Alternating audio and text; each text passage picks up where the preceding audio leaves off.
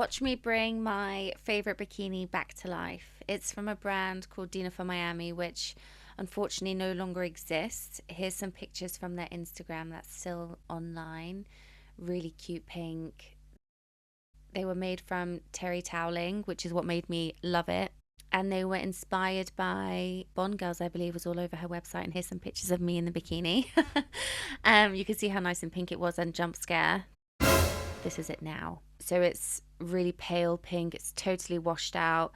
And here's the skirt, because it was a three-piece, and you can see I don't wear the skirt as much, so it no longer matches the bikini top and the bikini bottom. And here's like more of a close-up. You know, there's a lot of brown stains on the bikini. That's from tanning oil.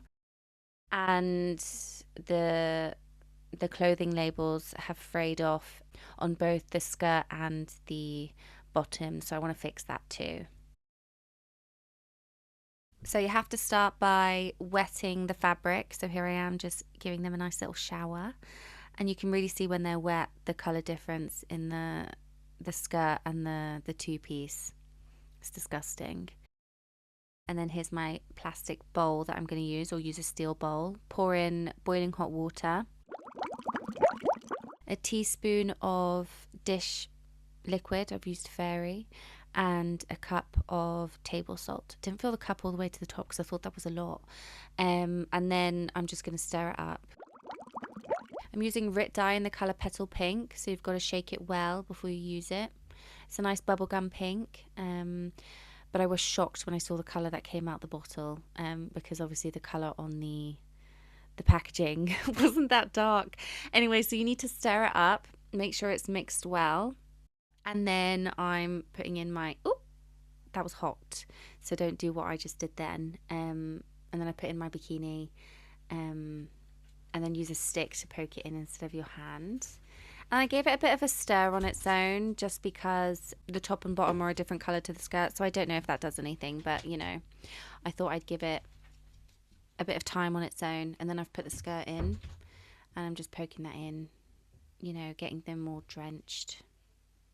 And then you've got to give it a stir, and you've got to stir it continuously for 30 minutes minimum. I only did 30 minutes because I was in shock at the colour, because I'm not really a fan of really hot pink. It doesn't really look that good on me, so I was a bit upset. This is what it looked like when I first took it out.